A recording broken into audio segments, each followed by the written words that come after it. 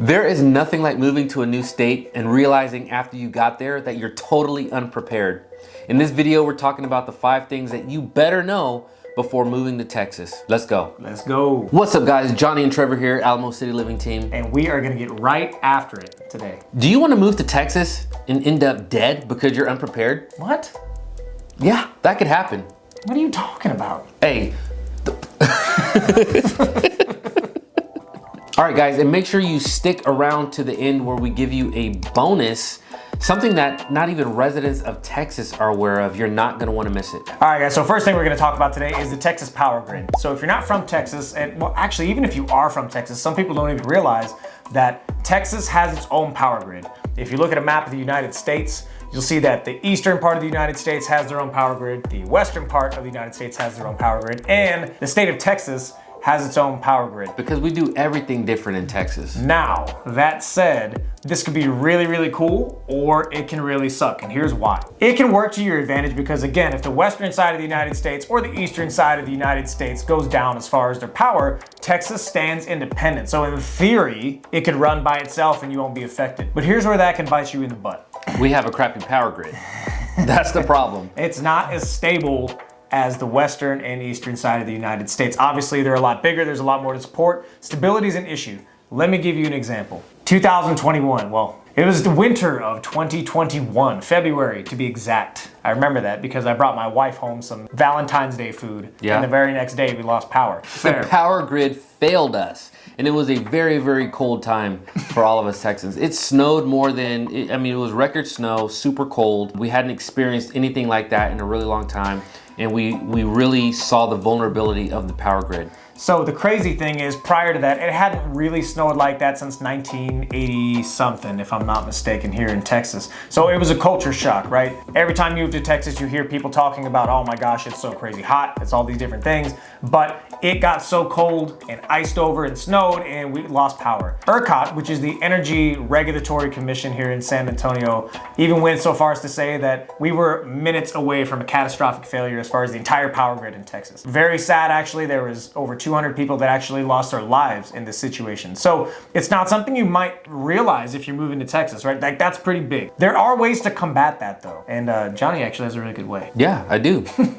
So after that crazy storm in 2021, everybody went out and bought themselves a generator. These things were flying off the shelf.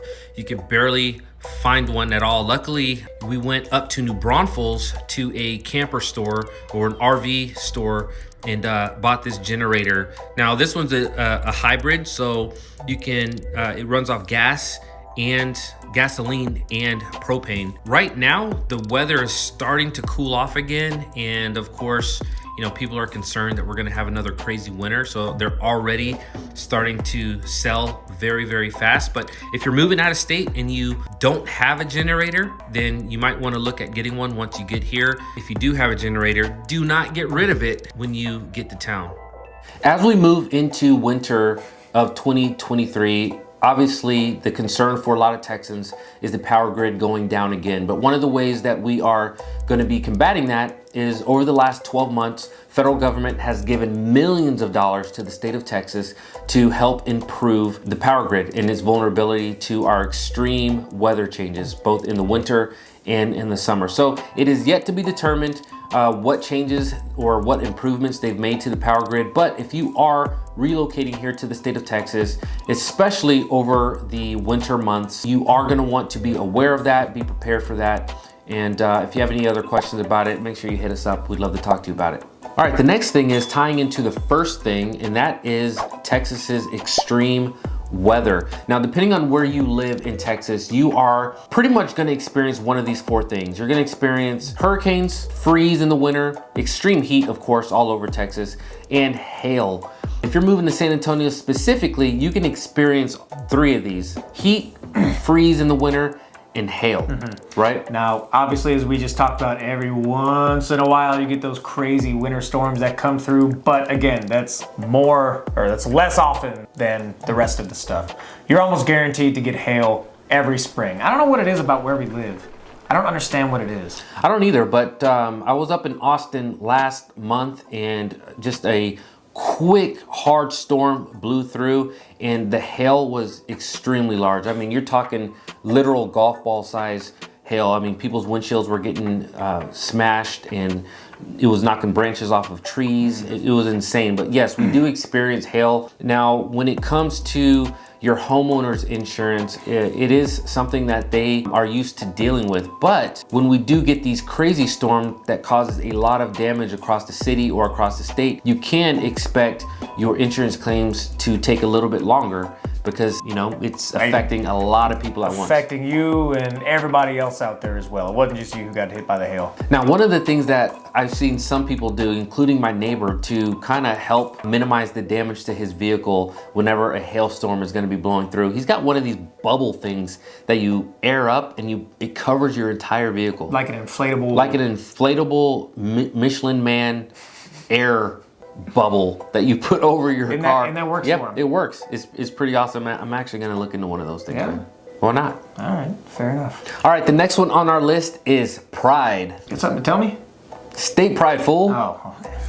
Had me worried for a second. State pride. So that's a real thing here, guys. You've seen it in videos, you've seen it in movies. Like, Texas is proud. If you've seen the clip from Dodgeball in World Gym, when Ben Stiller talks about how he's better than you and we know it, well, same situation here with Texas. Because here at Globo Gym, we're better than you.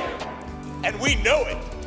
I'll even go so far as to say that I remember, I don't know if this was the same for you, but back in the day when we were kids, I remember going to school, we'd say the Pledge of Allegiance for the United States, and immediately after, while still standing, we would absolutely say the Texas Pledge of Allegiance. Did you guys have to do that? Yep, absolutely. I remember that, man. See, I don't think any other state has that. Do you know of any other one? I don't, but if you're from a state that has a ton of state pride and you've got a state Pledge of Allegiance that you say in elementary school, leave a comment down below. We want to know. According to foodnighted.com, however, Texas is not #1 when it comes to state pride. It's actually going to be Montana and Alaska, coming in 77% of the state love their state. I think we came in #3. Well, where there's only like 10 people that live in Alaska, you know. Yeah, I think there's more bears in Alaska than there are people. I think you're probably right on that. Yeah, but if you're moving to Texas, just understand that we are proud of our state. We love our state. We love where we live. It can be a culture shock if you're not from a state that has that sense of state pride, where you're proud of where you're from. It's culture shock to a lot of people. Yeah, hashtag Whataburger. All right, what's up next? So this is a quick one, but you might not know that Texas actually is in 2 different time zones. I actually just found that out recently. Yeah. So the western half of Texas, specifically El Paso, is in Mountain Standard Time. So the rest of the state is in Central Standard Time. You know, and I kind of feel stupid for not knowing that, but it's not something that I think about. You know, we live in Central Texas and, you know, we're on Central Standard Time. So I don't know, I guess maybe I just never thought about that before. I didn't either. I didn't find out until I gave a buddy a call the other day who was still asleep, because they were an hour behind us here in San Antonio. So how'd that call go? You know what? It was all right, man. He understood. He understood my ignorance. Fair. But I don't want you to be ignorant. So just understand 2 different time zones in Texas. Next up is a pretty obvious one. Texas is very pro Second Amendment. We like guns here in Texas. You like guns, Johnny? I love guns. Do you have any guns? I have lots of guns. Oh, well, what a coincidence. So do I. I'm in Texas. Yeehaw. No, in all seriousness, if you're coming from somewhere such as California or New York, Illinois, who has very strict gun laws, you're probably going to be in for a culture shock. Now, there is a misconception I think a lot of people have. A lot of people think that everyone's just walking around with, you know, 1911s on their hip and they've got their ARs slung over their, you know, their chest, and they're just going to get groceries, right? Now, there are some people who do that for attention, but 99% of gun owners are responsible. 98% of gun owners are pretty responsible, and you're not gonna know if they're carrying, because there are people who open carry, but there's also a lot of people who concealed carry. So you're not gonna know if they have a gun on them. However, you are gonna see those people. They're here, it is what it is. Now, we've touched on it in one of our other videos. Here in the state of Texas, we do have what's called constitutional carry.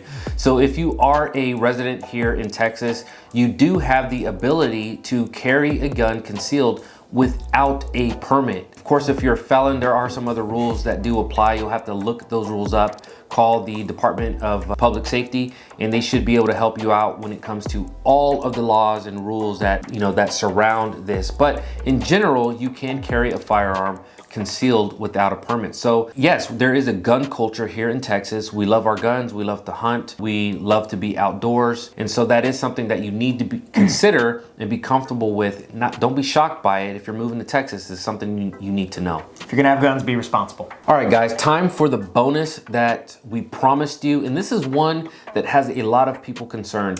One that we just recently became aware of ourselves, and that is Texas is experiencing what some are calling a water crisis. What do we mean by that? Well, the heat, the droughts that we experience here in Texas, and the rapid population growth has put a lot of strain on the aquifers here in Texas.